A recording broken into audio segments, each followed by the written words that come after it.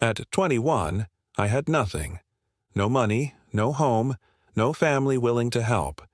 I went from sleeping in my own bed to sleeping on cold concrete in just a matter of weeks. And the worst part? It wasn't strangers who turned their backs on me. It was the very people I trusted most. My so-called family. My so-called friends. They watched me starve, shiver, and beg for mercy. And they slammed the door in my face. But 5 years later, when the tables turned, when I had more money and power than any of them could dream of, guess who came crawling back? Yeah, those same people. And let me tell you something. I didn't forget what they did to me. Not for a second. I grew up in a working-class family. My parents worked hard, but money was always tight. I was the first one in my family to even attempt college, and I thought it would be my ticket to a better life. But life doesn't always go the way you plan. My father got sick, hospital bills piled up, my mother couldn't cover the rent, and before I knew it, everything collapsed. I dropped out of college to work full-time. But even with 2 jobs, fast food at night, construction by day, it wasn't enough. The debt was too deep, the bills too high. Then came the eviction notice. I'll never forget that day. A bright orange paper slapped on the front door like a scarlet letter. We had 3 days to leave. 3 days to lose the only home I'd ever known. My mom moved in with her sister. My father was admitted to long-term care. But me? I had nowhere to go. I thought it would be temporary. A week, maybe 2, just until I got back on my feet. So I did what anyone would do. I went to the people closest to me. First, my cousin Danny. We grew up like brothers. I knocked on his door that night, exhausted and hungry. "Danny, man, I just need a place to crash for a few days. Couch, floor, whatever. I'll be out before you know it." He looked at me like I was trash. "Nah, bro.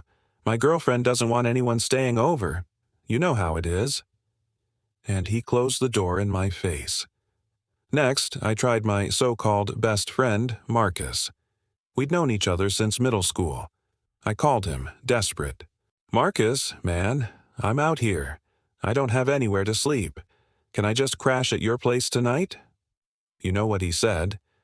"Sorry, bro, my parents don't want any drama. I can't risk it." Then he hung up. One by one, I went down the list. Uncles, friends, even a teacher I once admired. And each one had an excuse. Too busy, too crowded, too risky. Nobody wanted to deal with me. So I ended up on the street. At first, I tried to make it work. Sleeping in a bus shelter, skipping meals to make my last few dollars stretch.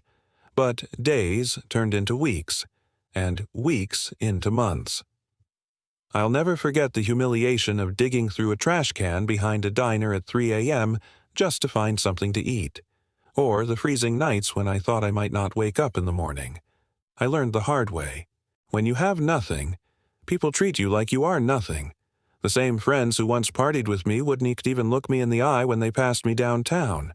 The same family who shared dinners with me suddenly couldn't help. I started to believe maybe they were right. Maybe I was nothing. One night, shivering under a thin blanket near the train station, I overheard 2 men talking. They weren't just any men. They were businessmen, drunk, loud, bragging. One of them said something I'll never forget. "The only way out of poverty is to stop begging and start building." Those words lit a fire inside me. The next morning, I went to the public library. I had nowhere else to be, and it was warm inside. I started reading every book I could find about money, business, and entrepreneurship. I didn't even know what entrepreneurship meant at first. But I learned.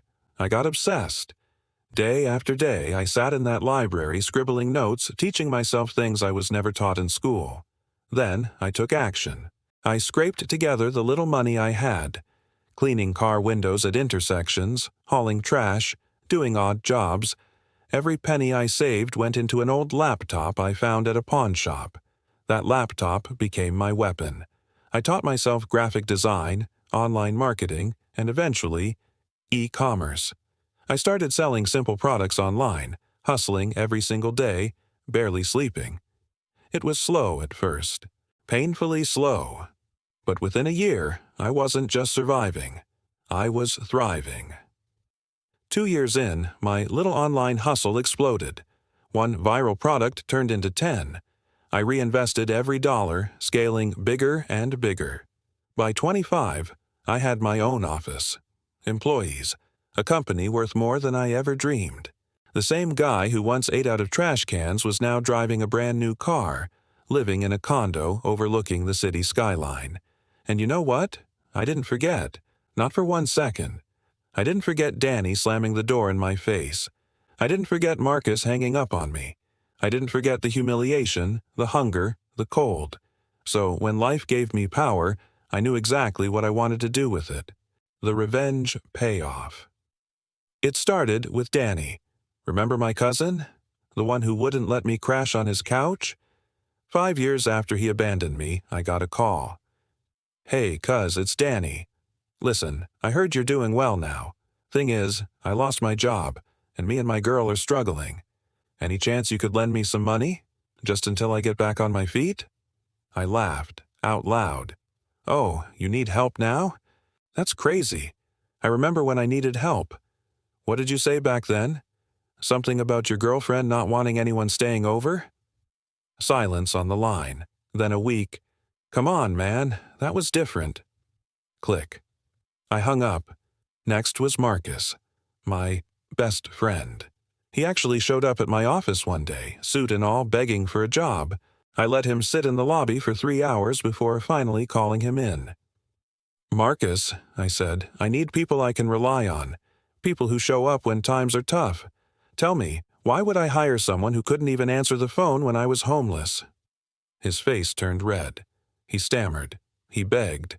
And I told him flat out, "You had your chance to be there for me. Now you get nothing." And I had security escort him out. One by one, they came crawling back. The same people who left me to die were now begging for scraps. And every single time, I made sure they felt the sting of rejection. See? I didn't just want to succeed. I wanted them to feel what I felt. The loneliness, the humiliation, the pain of being abandoned when you needed someone most. And I made sure they did. Because here's the truth. Revenge isn't about violence. It isn't about yelling or fighting. The sweetest revenge is success. Success so loud they can't ignore it. Success so powerful they regret every choice they made. Success that makes them choke on their own excuses. So here I am now, not homeless, not hungry, not forgotten. And those people?